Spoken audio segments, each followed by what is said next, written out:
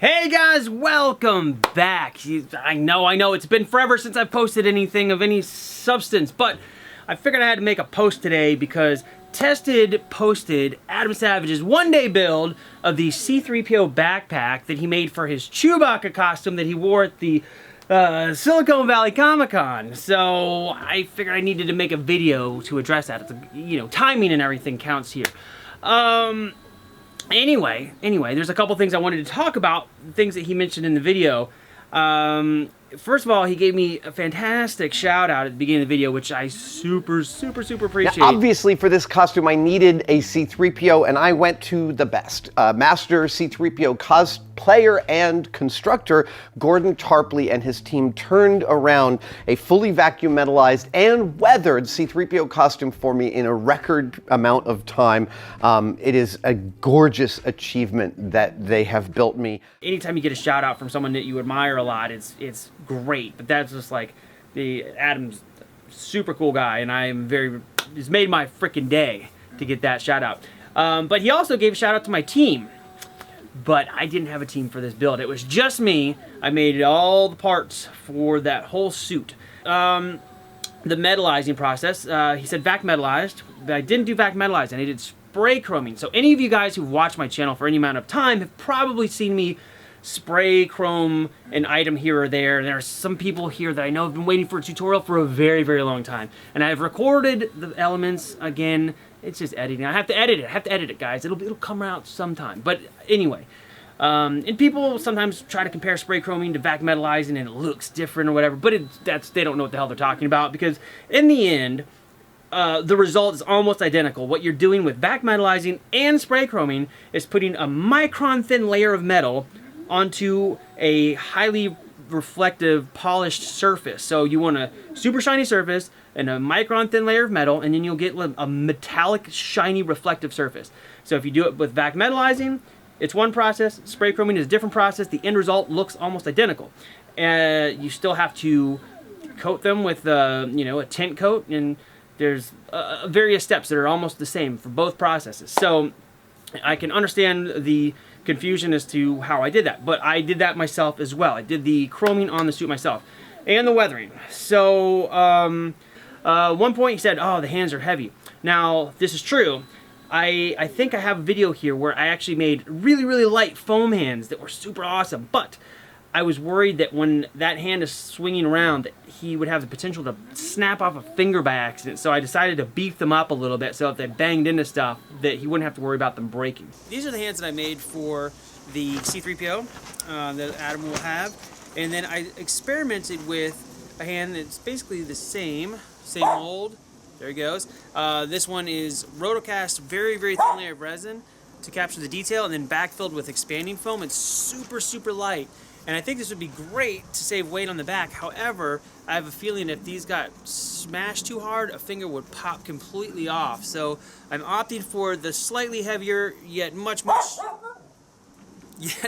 more durable version here, which is a hollow rotocast version. So yeah, the foamy one is probably out for this guy, but thinking ahead. So I sacrificed the weight for strength, or sacrifice the weight for strength. That's right. Yeah, that's right. Another thing is I noticed in the video, and this may have been a thing that he talked about in the video, but I missed it if it was. The eyes on the suit, when I gave it to him, they were a little whiter than I would like, but they were like a warm white. They were white, but sort of leaning toward yellow.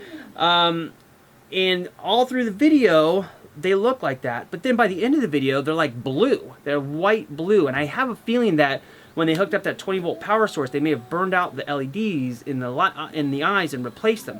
I'm not positive, but there's a clear difference between the beginning and the end. And when he did the Adam Incognito at Silicon Valley Comic-Con, I noticed that the eyes looked super blue, and I was like, well, maybe it's the color correction in the camera. I don't know. They didn't look like that in person.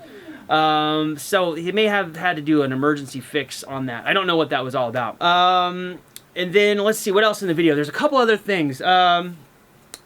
My sound files that I gave him were super stand-in. I did them the morning I was leaving for Star Wars Celebration in Florida. I recorded them really quickly. And my email was just like, hey, I don't like these. I would like to re-record these in a few days when I get back. So use these as stand-in because I knew they needed to set up their Arduino system so they could like figure out how the sound files would play. And they basically re-recorded the same files and saved them out with the similar file name so they could just drop them in and replace the crappy ones that I did initially, which are the ones that are on the one-day build. But anyway, I took a bunch of clips for tested that I may have missed some of them in the video, but if not, I'm going to put some here at the end of this just so you can sort of see some of the steps that I was going through as I did the build. And those also include some stuff I posted previously with the eyes, like I mentioned, and the pistons that I have in another previous video.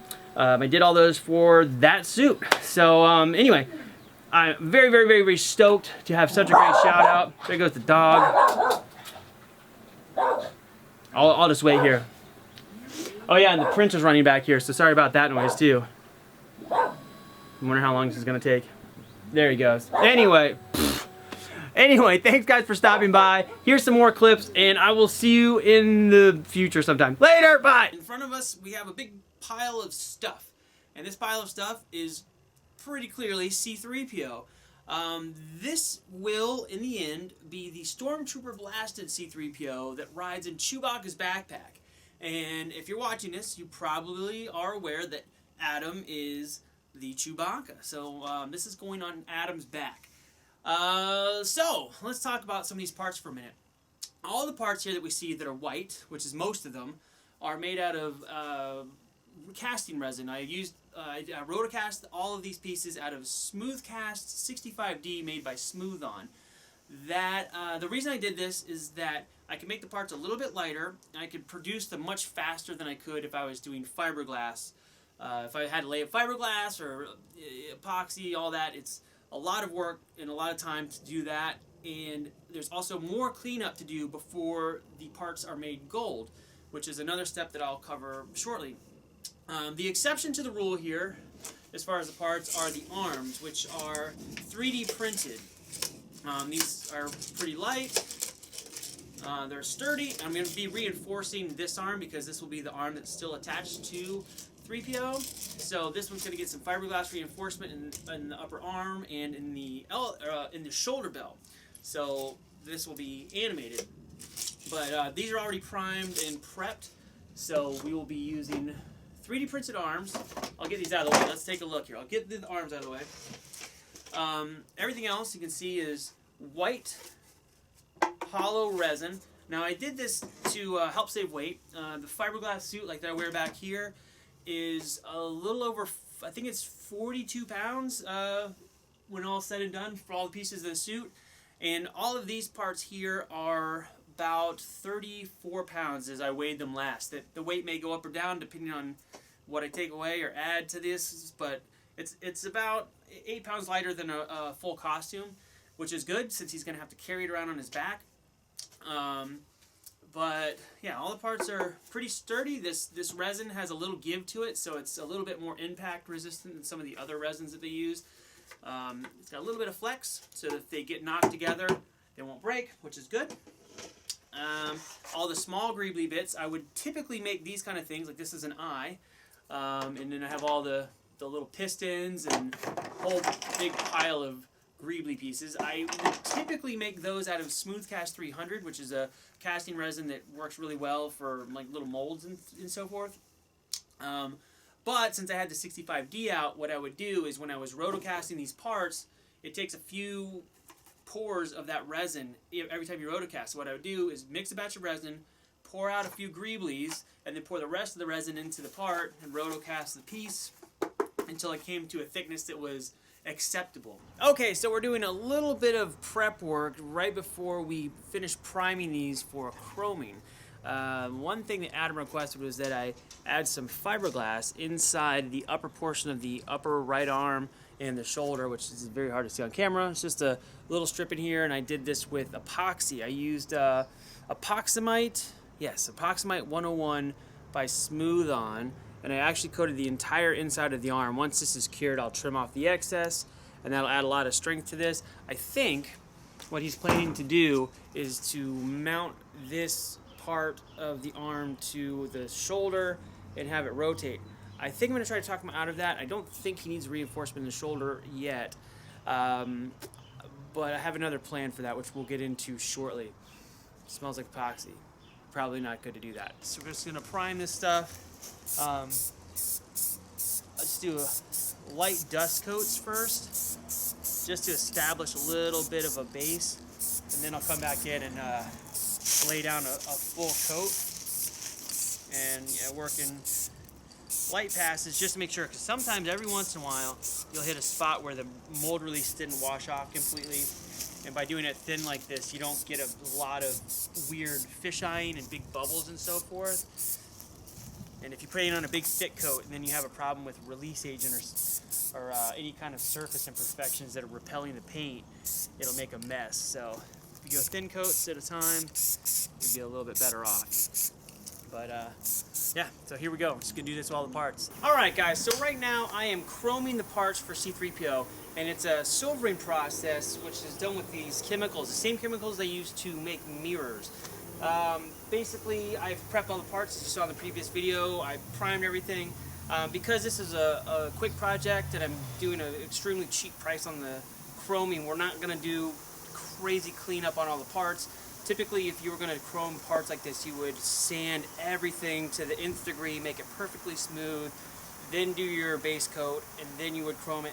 These are basically primed and base coated, so their little imperfections will stay, but it doesn't really matter too much with this one since it will be heavily weathered like the Empire Strikes Back C-3PO.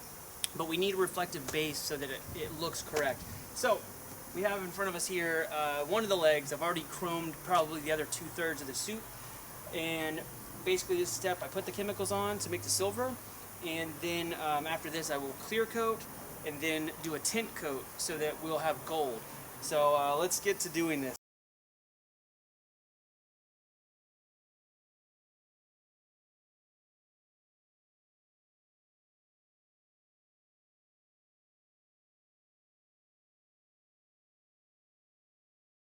So you can see it is reflective now, and that's how you chrome it. Now again, I'm going to let this dry for probably an hour or two just to make sure that there's no water trapped anywhere, and then I will re-clear coat this leg. Because it's a left leg, it will be gold, so we will add a yellow tint to this one, more kind of an orangey tint, and we'll get a gold finish. Alright guys, so we are back, and the suit is now chromed and shiny and gold.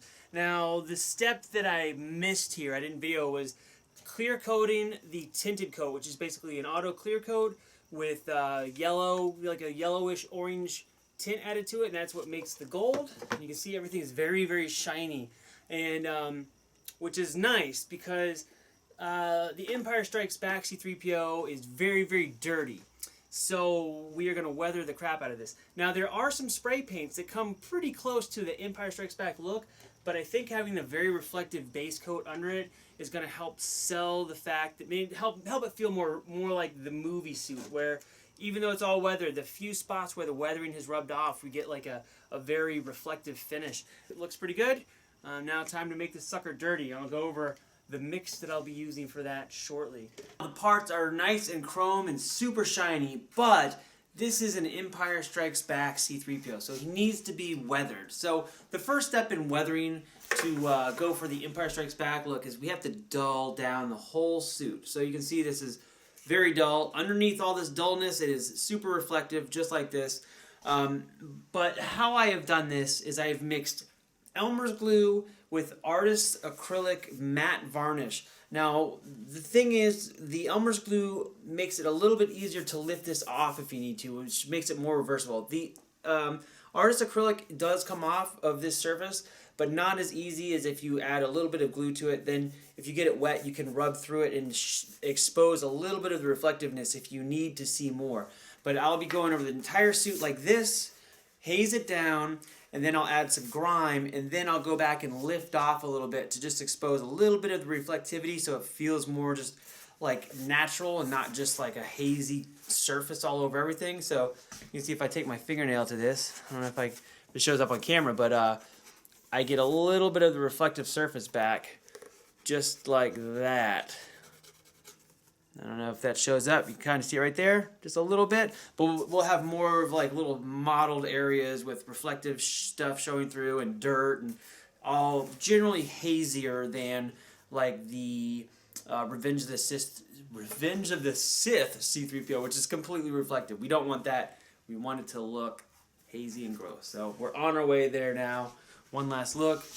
Pre-haze, after haze. All right, quick look at the pieces before they go off to Adam. Pretty much done. Weathered. Things are roughly attached where they should be. And they're all here. Arm parts are built. I think it's going to look pretty cool when it's done. Anyway, guys, thanks for stopping by. I wish I had more time to take a look at this, but it has to go out the door in like 2 minutes. So, see you guys soon. All right, so he may have finished barking enough now. Oh my God.